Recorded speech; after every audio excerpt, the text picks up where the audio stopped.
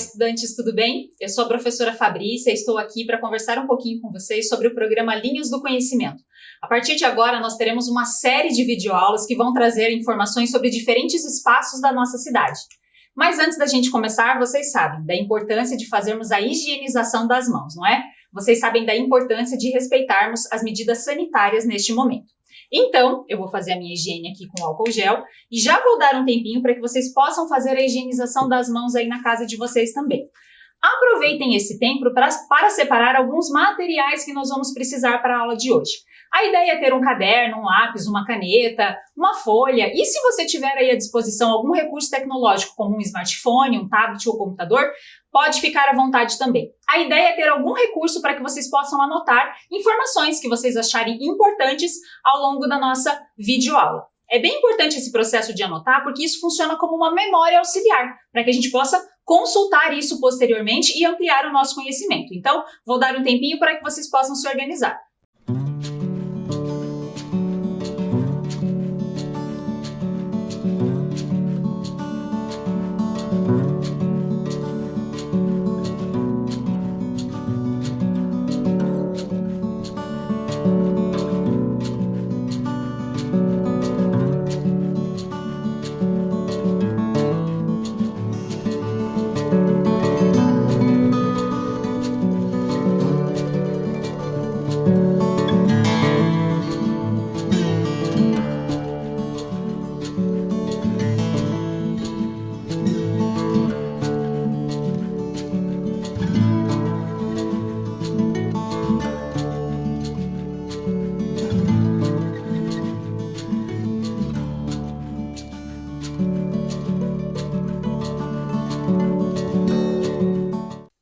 Selecionaram os materiais?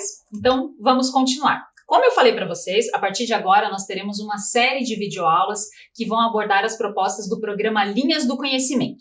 Esse programa que trabalha com práticas de exploração da cidade por meio de propostas lúdicas, de ampliação cultural e de aulas de campo. Provavelmente você já ouviu falar sobre as propostas do programa Linhas do Conhecimento lá na sua escola. Talvez você já tenha até participado de alguma aula de campo conosco. Mas agora, devido às medidas sanitárias, nós estamos trazendo as propostas aqui para as videoaulas, para que possamos continuar ampliando o nosso conhecimento sobre a cidade e trazendo mais informações para vocês. Então, o programa Linhas do Conhecimento ele está embasado nesses 3 pilares aqui, ó: conhecer, amar e cuidar. Então, a ideia é explorar, é conhecer diferentes espaços da cidade, para que a gente possa desenvolver também esse sentimento de pertença, para nos sentirmos responsáveis e pertencentes àquele espaço. Desenvolver e educar o nosso olhar para observar o que tem de belo na nossa cidade. E aí sim, podermos ser protagonistas nesse cuidado pelo espaço da nossa cidade. A ideia é que a gente conheça diferentes espaços e não só pontos turísticos da cidade de Curitiba, mas o programa Linhas do Conhecimento ele trabalha também com aulas de campo locais, para que a gente possa observar o que tem no entorno da nossa escola, o que tem no entorno do nosso bairro e que precisa ser admirado e conhecido. A proposta é que Curitiba é uma cidade educadora, que a gente possa ampliar os espaços de ensino e aprendizagem para além da sala de aula, para além dos conteúdos que a gente tem na escola, conhecendo esses diferentes espaços da nossa cidade. Mas e você? Você conhece Curitiba? Você conhece os bairros da cidade, os pontos turísticos? Sabe o que tem aí ao redor da sua casa, da sua escola, no seu bairro? Para isso, eu preparei aqui para vocês um quiz curitibano. Eu vou mostrar uma série de imagens e a ideia é que vocês consigam observar e possam identificar onde fica esse local, qual que é o nome desse monumento, dessa obra de arte que vai aparecer, ou mesmo em qual região da cidade ela está localizada. Vamos lá? Primeira imagem do nosso quiz. Olha só, você pode registrar o número 1 ali e ao lado registrar, se você sabe, o nome dessa obra ou onde ela está localizada. Eu vou dar um tempinho para vocês observarem e no final a gente vai fazer a conferência de todas elas.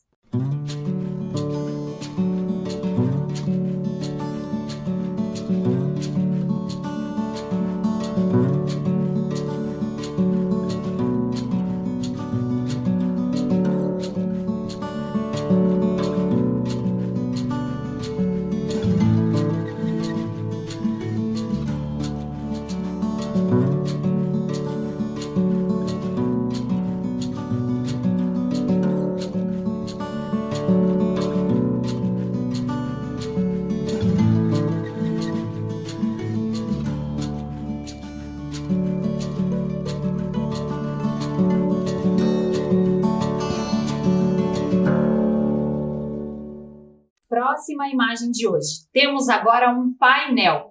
Esse aqui eu acredito que você já viu, já passou em frente. Então, puxe aí pela memória e tente registrar quem é o autor ou onde ele está localizado.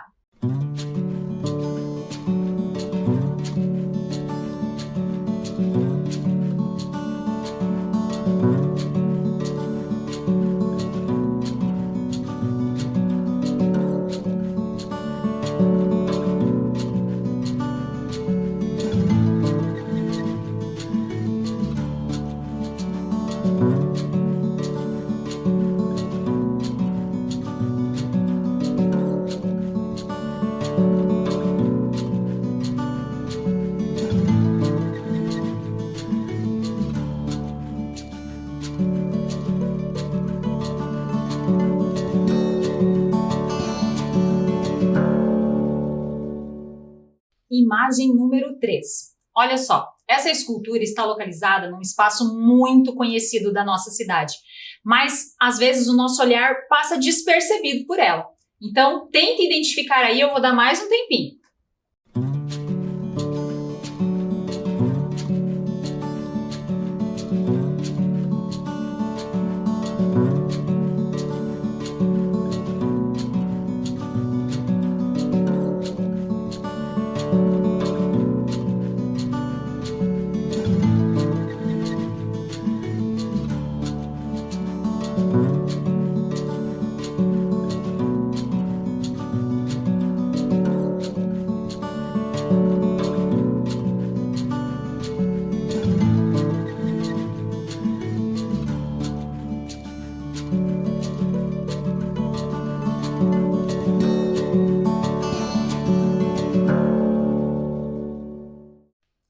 Próxima obra, número 4.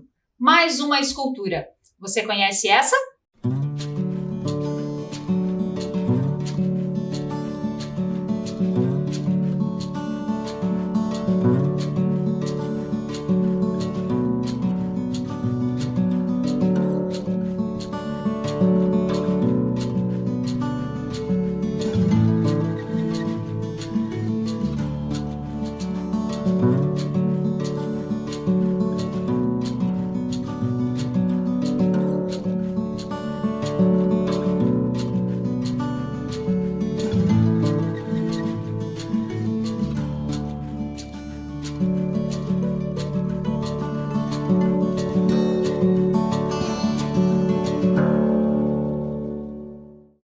Agora vamos para a última imagem do nosso quiz de hoje. Olha só, uma construção.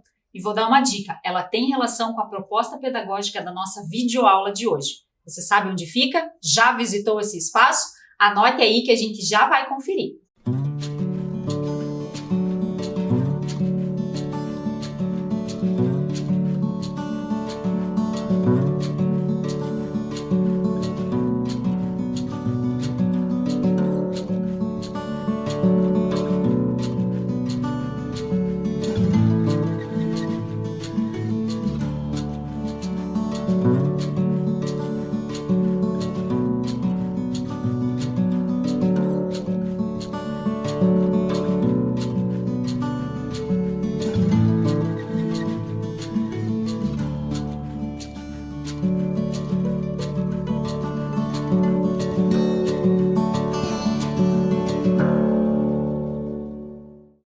Muito bem, agora vamos conferir aqui o nosso quiz curitibano. Quantos espaços você identificou?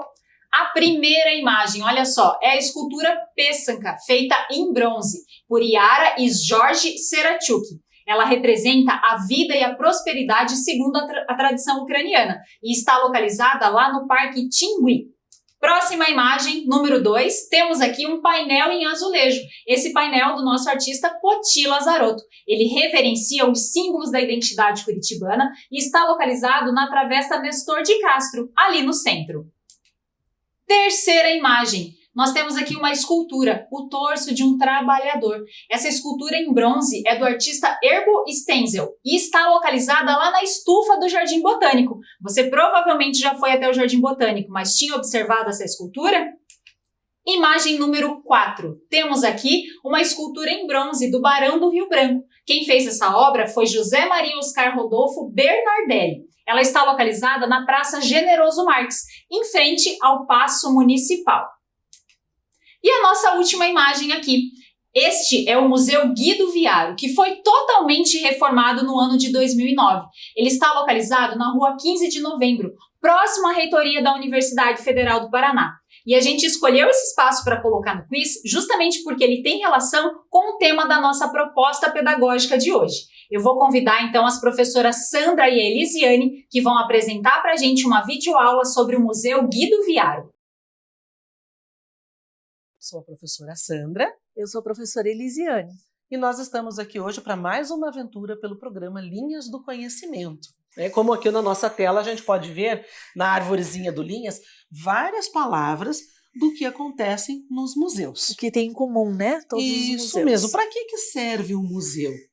Qual a importância desses espaços nas cidades e principalmente para a humanidade? Será que é só para a gente entrar, visitar, ver, ir embora? Claro que não. Dentro do museu, a gente pode encontrar peças antigas que nos contam histórias.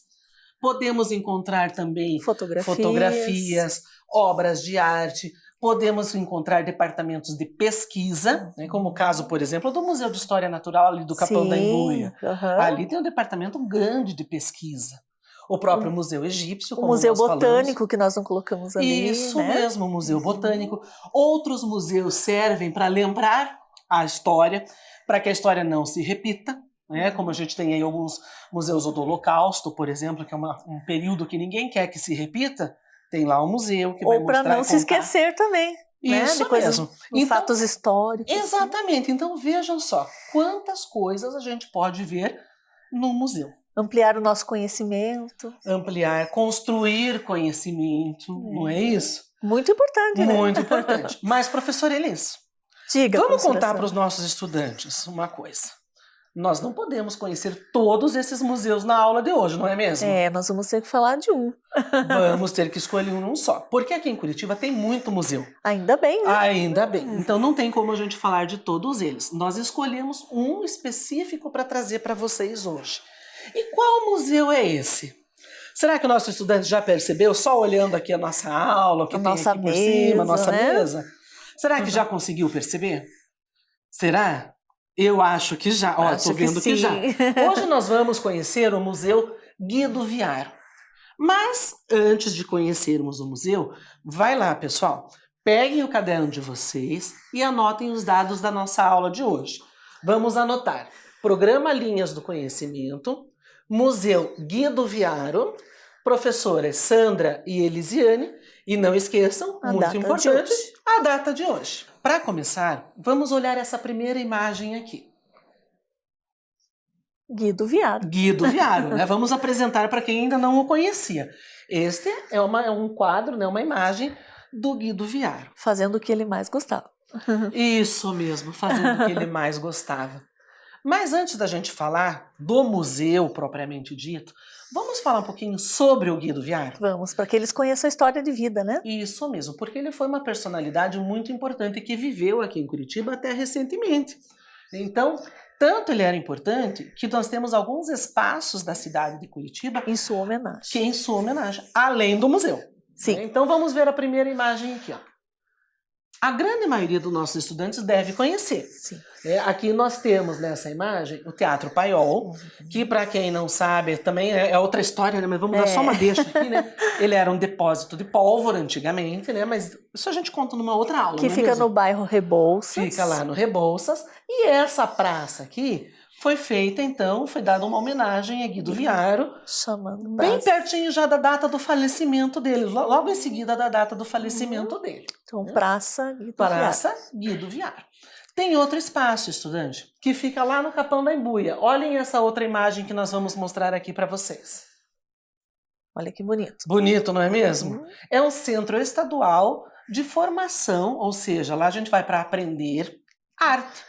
Estudar arte, fazer oficina de pintura, Entrevistas, isso mesmo, E fica ali no Capão da Embuia. E isso é mantido pelo estado do Paraná. Então, vejam, já percebemos que temos 2 espaços aqui, né, além do museu. Vamos agora começar a contar para vocês um pouquinho sobre a história desse homem. Nós falamos que ele morou em Curitiba, mas ele não nasceu em Curitiba. Não, veio de bem longe, né, professora Veio Sandra? lá de longe, né? Então, para a gente saber de onde ele veio, olha lá. Ele nasceu em 1897, muito tempo atrás. Uma província, né, da Itália. Isso, nasceu lá na Itália e viveu na Itália por um período, antes de vir embora aqui para o Brasil. Então, lá na Itália, ainda menino, pequenininho, ele já começou a mostrar a sua aptidão pelo desenho, pelo trabalho artístico. Tanto que ele já fazia, né? A gente conversou com o filho dele esses dias, depois vocês vão ver um vídeo sobre isso. Ele nos contou que pequenininho, o pai dele, o seu Guido Viaro, já fazia desenhos. Sim. Né? Desenhava a chácara onde ele morava, desenhava os animais. Paralelo ao curso primário, ele já Isso mesmo, praticava ele ia para a escola desenho. e já fazia os desenhos. Ele era uma criança que gostava muito de desenhar. Quando ainda novinho, ele fez esse quadro. Ele pintou o seu autorretrato. Você sabe o que é um autorretrato, estudante? Vamos explicar, professora Elis? Vamos, é como se você estivesse vendo a sua imagem no espelho, né? Como que você veria o seu rosto. Isso mesmo, é como você se enxerga. Na sua perspectiva, no seu olhar. Isso, então ainda adolescente, ele pintou esse quadro dele, e lá em 1914, na Itália ainda, então ele ainda morava lá. E os tios dele, que eram também adeptos à arte, gostaram muito desse quadro. Porque o restante da família, os pais, não eram da arte. Não, né? tanto é que seus pais queriam que ele fosse médico. Exatamente. Né? Tinha todo um incentivo para ele ser médico. Para ele fazer medicina, né? Para estudar, para ser médico. Mas os tios, ao observarem essa obra de arte aqui, perceberam então esse talento no Guido Viaro. E levaram este quadro para expor em uma outra cidade. E o quadro foi premiado. Sim.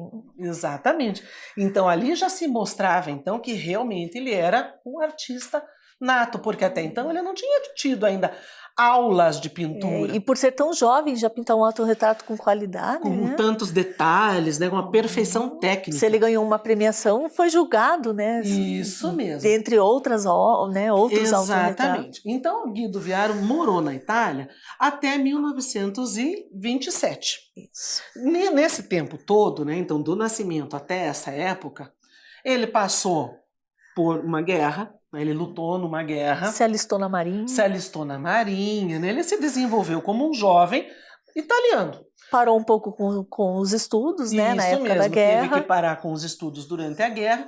E aí, um pouco cansado de viver no país lá, e até por conta da situação do pós-guerra, ele veio embora para o Brasil. Sim. Aqui no Brasil, ele desembarcou no Rio de Janeiro. Mas a passagem dele pelo Rio de Janeiro foi muito rápida. Foi muito breve. Né? Tanto que a gente quase não encontra registros. O que a gente sabe dessa ida dele para o Rio de Janeiro é o que a família dele nos contou. Isso, existem mais registros da passagem dele por São Paulo. Isso mesmo, porque do Rio ele foi para São Paulo. Chegando em São Paulo, o que ele fez? Né? Ele se hospedou num hotel, porque ele ainda não tinha uma casa. Com todo o dinheiro que trouxe. Com todo o dinheiro que ele trouxe lá da Itália. E aí ele foi procurar emprego. E resolveu, então, começou a trabalhar como ilustrador, cartunista. Nos jornais. Nos jornais da colônia italiana de São Paulo. Não é mesmo? Isso. Até que, em 1929, ele veio para Curitiba. Aqui para Curitiba, ele veio de trem. Naquela época, o trem parava onde hoje é o Shopping Estação. Não é isso? Isso. Quando ele desceu lá no Shopping Estação, o que ele fez? Atravessando a rua, tinha um hotel. Vamos ver aqui essa imagem. Um hotel muito chique na época, Um hotel muito chique na época, né? Que era o Hotel Tassi. Hoje, inclusive, se a gente passa ali naquela rua, a gente vê essa segunda imagem ali, ó, que é a imagem de como o hotel está hoje, não é? E então ele morou aqui nesse hotel, dessa primeira imagem aqui, por um período, até se estabelecer aqui em Curitiba, também novamente, né, aquela coisa de arrumar um emprego, conseguir ganhar algum dinheiro, né? E ele foi ficando em Curitiba, mas essa não era a ideia dele. A ideia dele era ir embora daqui. Já tinha até passagem comprada, né, professora Já Sandra? tinha. Vamos contar para os estudantes? Vamos. E essa história, gente, quem nos contou foi o filho dele, o seu Constantino, não é mesmo? Isso. Ele já tinha passagem comprada para ir embora de Curitiba, porque Curitiba ainda era uma cidade pequena naquela época, né? Não tinha ainda muito movimento, muita expressão artística, né? E ele resolveu que ele ia embora para o México e ia conhecer os muralistas lá do México. Eis que ele conheceu a dona Yolanda. A dona Yolanda foi depois a esposa dele. E o que aconteceu? Ele conheceu a dona Yolanda. Se apaixonou ao primeiro olhar. Se apaixonou perdidamente no primeiro olhar. Tanto que, olhem só, estudantes, ele vendeu a passagem e ao invés de ir embora para o México, resolveu ficar em Curitiba. E sabe o que ele fez com o dinheiro, segundo o filho dele nos contou? Eu sei, comprou tudo em flores, gastou todo o dinheiro da venda da passagem em flores. Para oferecer para dona Yolanda. Para oferecer para dona Yolanda. Não é uma história linda? Linda. É um romance de novela, não é mesmo? É isso mesmo. Tanto que eles casaram e viveram juntos até a morte do Até o artista. final. Né? Então aqui nesse hotel, como a gente estava falando, foi onde ele morou. Quando ele estava aqui em Curitiba, o que acontecia? Nós tínhamos também outros artistas já em Curitiba naquela época, Sim. não é mesmo? Olhem aqui na imagem, estudantes. Nós tínhamos aqui, né, nessa primeira imagem aqui que a gente está vendo, é o Poti Lazarotto e o Dalton Trevisan. Viu só? Vocês já devem ter ouvido falar. Inclusive, o Dalton Trevisan ele é um artista que não gosta de se deixar fotografar. Mas nessa imagem aqui, segundo a história conta, eles estavam no Rio de Janeiro e foram fotografados por um fotógrafo lambe-lambe. Você sabe o que é isso? Já ouviram falar? Já ouviram falar, gente? Um fotógrafo lambe-lambe, ele é, inclusive hoje, desde 2012, é considerado como um bem imaterial do Brasil, essa profissão. Por que era um fotógrafo lambe-lambe? Olhem aqui na segunda imagem, estudantes. Aquela caixinha Aquela caixinha ali, né? E ele era chamado de lambe-lambe porque dentro daquela caixinha tinham placas de vidro. E um lado do vidro era liso, o outro lado do vidro era áspero. E com a língua, eles iam sentindo qual era o lado certo para usar na máquina. E ficou conhecido como lambe-lambe. Ficou conhecido como lambe-lambe. Hoje a gente quase não vê, né? Mas há um tempo atrás era muito comum nas cidades, né? Isso. Então, nessa época, ele conheceu os dois, né? O Dalton Trevisan e o Poti Lazarotto. Que tinham mais a ver com as suas ideias expressionistas, né? Isso, exatamente. Então, como eles combinaram muito nas suas ideias, nos seus trabalhos de arte, o que aconteceu, né? O nosso querido Guido Viaro começou a trabalhar na revista Joaquim. Com o Erasmo Piloto também, né? Isso mesmo, junto com o Erasmo Piloto, então ele trabalhava na revista Joaquim. E nessa revista ele fazia ilustrações.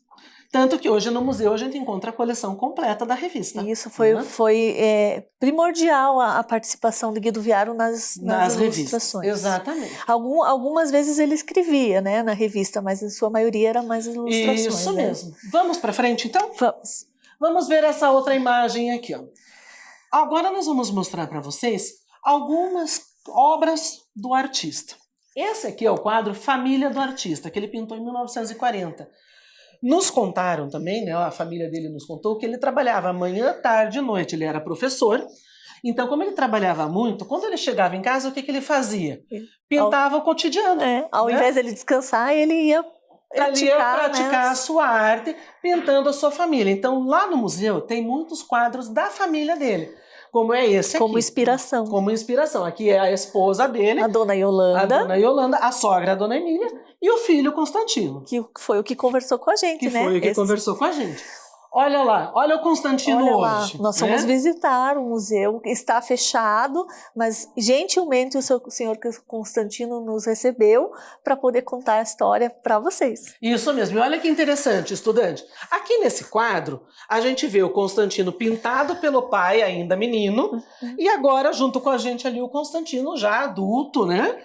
Conosco, nos contando toda essa história tão bela desse artista Guido Viaro. Sim. Vamos então ver um videozinho? Vamos. Porque o Constantino contou tudo isso que a gente falou, ele contou pra gente também. E nós temos um vídeo onde ele narra um pouquinho dessa história do pai dele. Assistam aí, pessoal. Vamos ouvir? Meu pai, na realidade, foi um autodidata. Já com pouca idade, ele pintava o curral lá da chácara deles, onde ele morava, pintava as paredes. Então ele começou a se definir como um artista, já que a família não queria que ele fosse médico. E mais tarde, por problemas políticos contra o fascismo, ele acabou tendo que sair da Itália, deixar sua terra natal, que era Badia Polese, uma aldeia, e acabou vindo primeiro ao Rio de Janeiro, onde teve uma passagem muito curta, depois foi a São Paulo, onde naquela época a colônia italiana era muito grande, e chegando em São Paulo, chegou com 5 mil reais no bolso, se hospedou no melhor hotel, que era o Terminus Hotel naquela época, deu 5 mil reais de gorjeta e foi arranjar emprego. E arranjou. Começou a desenhar para os jornais da colônia italiana. Mesmo em São Paulo, chegou a pintar afrescos em cafés, naquelas mansões da Avenida Paulista que pertenciam aos cafeicultores famosos da época, né? E veio a Curitiba. Chegou de trem às 9 horas da noite na estação ferroviária daqui, pôs as malas no hotel e subiu a rua Barão do Rio Branco até a Rua 15, e a partir das 10 horas da noite não tinha mais ninguém nas ruas. E ele me contou depois que disse assim, mas aonde que eu vim me meter?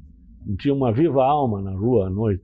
Começou a trabalhar, a pintar, lecionar aqui, mas de repente ele resolveu ir embora de Curitiba, comprou a passagem para ir para o México e para ver os muralistas da época, que eram famosos. Mas de repente vê minha mãe na rua, Yolanda, e disse que ia casar. Eu disse para um amigo que ia casar com ela. E aí o amigo, ninguém conhecia, disse assim, se ela for casada, eu roubo ela. Então, estudantes, como vocês viram no vídeo, o Constantino, que é o filho do Guido Viaro, ele também acabou desenvolvendo esse amor pela pintura, pelas obras de arte, né? Vamos ver essa outra foto aqui, ó. A gente vê ali o pai dele, né, o Guido. A gente vê João Turim, que é um outro artista também da época, né? Fazia esculturas. E nós vemos aqui, ó, pequenininho, o senhor filho Constantino. dele. Essa imagem, eles estavam em Guaratuba, em 1948, e quando eles foram fotografados, o Guido Viaro estava pintando aqui um quadro que, posteriormente, também foi premiado. Sim. Né? Vamos ver mais algumas obras dele? Olha só, além dos quadros, né, pintados com óleo na tela ou em outro material, Guido também trabalhava muito com ilustrações, e o interessante é que ele desenhava aquilo que estava no sentimento dele, no coração. Nessa primeira imagem aqui, a gente vê uma cena familiar. É a sogra, a Dona Emília, e a esposa, a Dona Yolanda, cuidando da sogra, né, lá na sua doença. E aquela outra cena que a gente vê ali também é uma imagem de um casamento. Segundo o Constantino nos contou, nesse casamento, naquela época, não existia o flash como nós conhecemos hoje. Ele explodia, né? E nessa explosão diz que pegou fogo no vestido da noiva, né? Isso foi o que o seu Constantino nos contou. E aqui são outras técnicas, né? Isso, outras técnicas. Esse aqui é um dos quadros mais famosos do Guido Viaro, que é a Polaca. Dizem que como tem a Mona Lisa, tem a Polaca de Guido Viaro. Exatamente. Ele foi considerado o quadro mais importante de 1930. Né? E a história conta que ele, na verdade, assim, ele não chegou a conhecer a Polaca assim como nós nos conhecemos. Ele a viu, se encantou com a beleza, guardou a imagem do seu rosto e pintou. Ela não posou para ele. Não, né? ela não posou para ele, exatamente. A Polaca, mais tarde, descobriram quem era a Dona Edith Virges, né, Macanhã, e que também faleceu recentemente, aos 104 anos de idade. Isso. Existe um longa-metragem que conta toda a história da Polaca, que pode ser que vocês possam depois conhecer. Exatamente. Vamos para outra obra do artista. Como a gente já falou, estudante, ele pintava muito o que ele sentia e o que ele via. Esta aqui é uma imagem que ele pintou olhando da janela da sua casa, que ele morava na 7 de setembro, O bairro e Água ele Verde. pintou o bairro Água Verde em 1947. E aí ele entrou então na fase dele de pintar obras que remetessem à religião. E isso né? diz que ele sentia o sofrimento de Cristo. Exatamente. Então a gente tem aqui, né, o quadro Cristo Morto e o quadro Via Crucis. Tem outros, né, nessa fase dele. Além desta fase, depois ele chegou numa fase que a família chama de fase moderna, não é isso?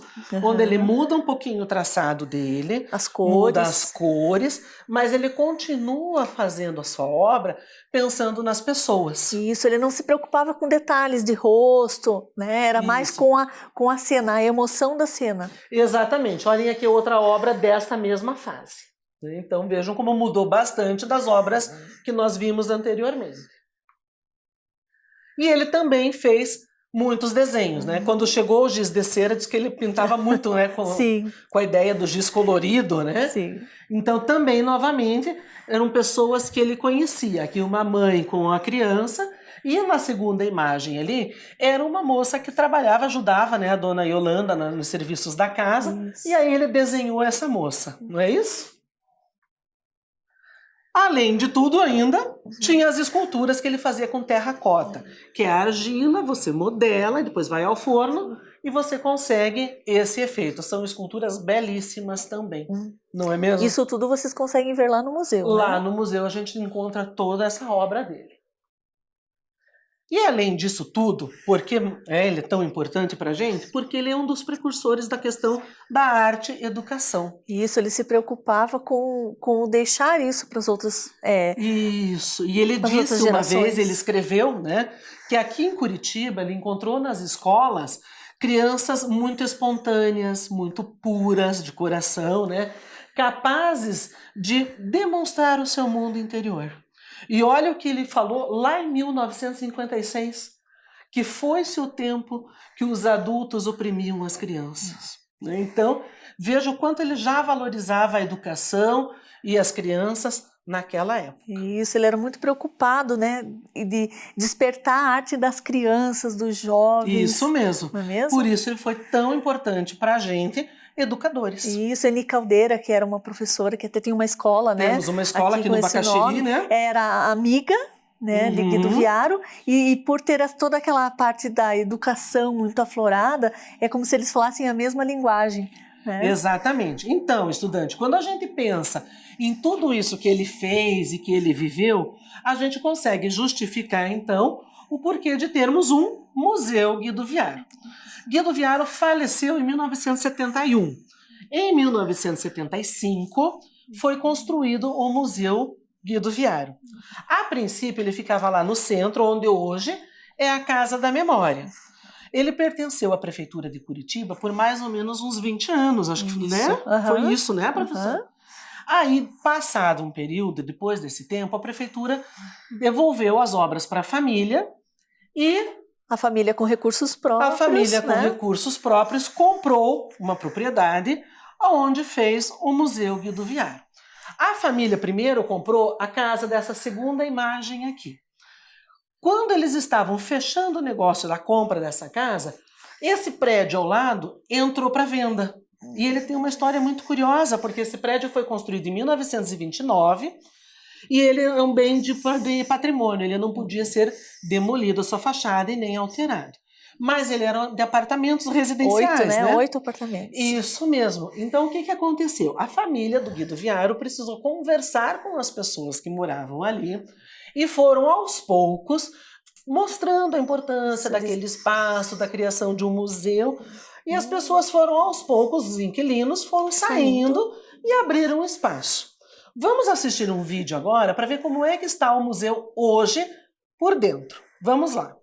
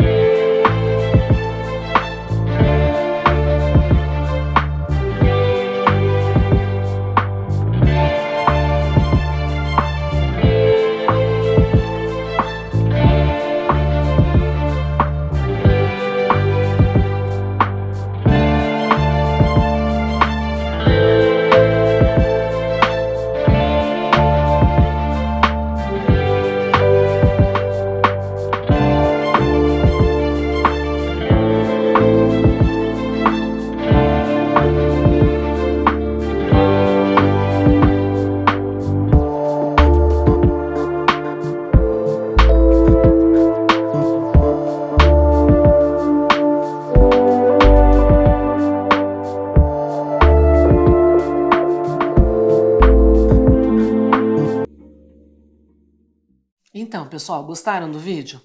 Ficou muito boa essa obra, né? Eles desmontaram todos os apartamentos e transformaram então essa casa num museu. Isso mesmo. Quando a gente entra no museu, conforme vocês viram no vídeo, já na entrada a gente tem 2 obras daqueles tios que influenciaram, né, ele lá no começo da sua trajetória. E temos uma linha do tempo, que conta do seu nascimento até os dias atuais, né? Essas obras dele, onde é que estão espalhadas, né, mundo afora, né?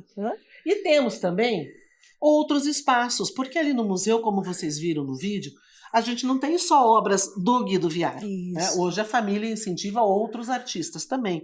Nós temos a Sala Dalton Trevisan, que a gente já contou um pouquinho a história dele, essa relação, né, de trabalho, de parceria artística dos dois. Uma parede ali com as revistas Joaquim, né, que a gente também já contou para vocês. Nós temos, né, esse aqui é um painel grande que fala da inauguração e das pessoas que participaram da construção desse espaço. E aí nós temos, então, a sala da exposição do Federico Fellini, que foi um cineasta, né, muito importante, né, um diretor. E essa exposição não chegou a ser aberta para o público ainda, vocês estão vendo em primeira mão. Porque quando ela ficou pronta, chegou a pandemia, né, e os museus foram fechados. Né? Então, quando passar tudo isso, vale muito a pena você ir lá. Né? Ó, aí nós temos uma parede com todos os filmes e alguns detalhes bem interessantes, porque ele também foi um cartunista, não é mesmo? Nós temos também, né, algumas citações dele, onde ele fala, que ele, inclusive uma que eu acho muito interessante, além dessa que está aqui, que ele diz assim, que nunca na vida ele sonhou em ser um diretor. Até que falaram o primeiro, luz, câmera, ação. Nunca mais ele mudou de ramo, né? E aí nós temos ainda a Sala Jair Mendes, que é um outro artista, e que tem uma passagem muito interessante, né? Ele tinha várias obras já, e esse quadro que nós estamos vendo aqui é uma obra inacabada. Por que ela é inacabada? Porque o artista estava pintando no período da manhã o quadro. Chegou o horário do almoço, estudante, ele falou assim, não, eu não vou terminar ela agora, né? Vou almoçar primeiro, vou até em casa. Vou lá em casa almoçar, quando eu voltar eu termino. Porém, nesta ida aconteceu uma tragédia. Né? Ele sofreu uma queda e ele faleceu.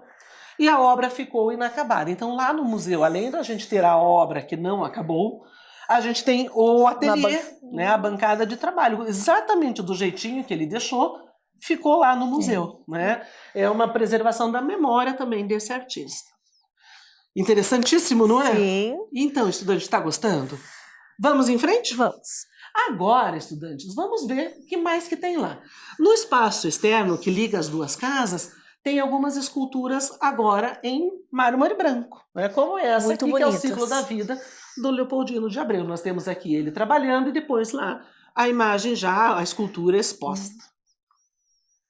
E agora, aqui na nossa mesa, a gente tem para mostrar para vocês alguns dos materiais, e isso é uma coisa muito interessante, porque o Guido Viário, ele não usava só materiais que a gente conhece, como a tela, né? Ele usava também papelão, né?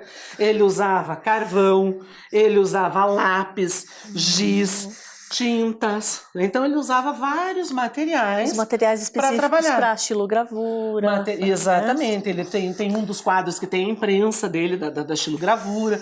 Então vários materiais ele podia usar. E para isso, nós vamos então mostrar para vocês agora mais 2 obras, e daí nós vamos propor para vocês a atividade de hoje. Vamos lá? Olha lá, a gente falou que ele se baseia muito no cotidiano, no que ele via. No homem simples. No homem simples. Então, olha lá, novamente aqui 2 obras. Uma onde ele mostra, né, a paisagem da cidade, e na outra ele chamou aquela obra de pobreza. Né? Então, novamente, aquilo que você comentou, que ele não tinha o rosto, né, não se preocupava em detalhes. E mais 2 aqui. Novamente, o cotidiano. Sim. Repreendida, é uma mãe chamando a atenção, né? E do lado ali mais um autorretrato dele. Não é isso? E agora, estudante, nós vamos propor para vocês uma atividade. Vamos fazer a nossa observação. Quando a gente olha da janela da nossa casa, o que a gente vê? Você, estudante, você vê o quê? Ou mesmo numa cena da sua família, no seu cotidiano, nessa você época almoçando com a sua família. Principalmente nessa época, estamos todos juntos em casa, né? Isso mesmo. Então vamos fazer o seguinte, você vai pegar o seu material, Não precisa ser agora, ok? Você pode fazer isso depois, porque como toda obra, ela demanda um tempo para a gente fazer. Você pode pegar uma folha de papelão, você pode pegar uma folha de sulfite, até mesmo uma folha do seu caderno. E você vai observar o seu cotidiano, a sua paisagem, as pessoas que convivem com você. E você vai tentar reproduzir tudo isso por uma obra de arte. Isso, ou o seu autorretrato. Né? Boa ideia, pode ser um autorretrato. Pode ser um autorretrato, como eu me enxergo. Não é mesmo? Eu, por exemplo, já fiz aqui, olhando da minha janela aqui, da onde eu estou, eu já fiz aqui um desenho. E esses que você tem aqui, olha, eu pedi Elis? para 2 crianças se exercitarem aí, ó. Olha, 2 crianças fizeram esses. Então, esse aqui é um pequenininho de 5 anos, que ele utilizou o giz, né? E esse aqui e essa outra? É utilizando o carvão. Ah, utilizando o carvão. Olha então, só, gente. O é carvão uma cena era esse aqui, ó, de dia e de noite. Muito interessante, não é? Esse foi um menino de 12 anos que fez. 12 anos. Então agora é a sua vez, estudante. Você vai fazer exatamente o que você sentir vontade nesse momento, assim como o Guido Viaro fazia. Aquilo que lhe enchia os olhos, né? A beleza, a delicadeza da vida que enchia os olhos e o coração de Guido Viaro. De uma forma poética. De uma forma poética. Você vai fazer o seu trabalho e aí guardar com muito carinho. Quando as nossas aulas retornarem, vocês vão levar lá para a escola e, quem sabe, fazer uma exposição de arte. Sim. Eu acho que no retorno essas escolas vão estar belíssimas, com tantos trabalhos. Tantos trabalhos maravilhosos. Isso mesmo. E não esqueçam de mostrar pra gente. Nossa aula de hoje acabou. Espero que vocês tenham gostado de conhecer um pouco sobre a vida do Guido Viaro, que foi tão importante na nossa cultura, na nossa produção artística aqui de Curitiba. Ele levou Paraná e Curitiba para outro patamar de arte, não foi isso? Isso mesmo. Gente, ó. Até. Beijo para vocês. Se puderem, continuem em casa, se cuidem. Até a próxima. Tchau. Até.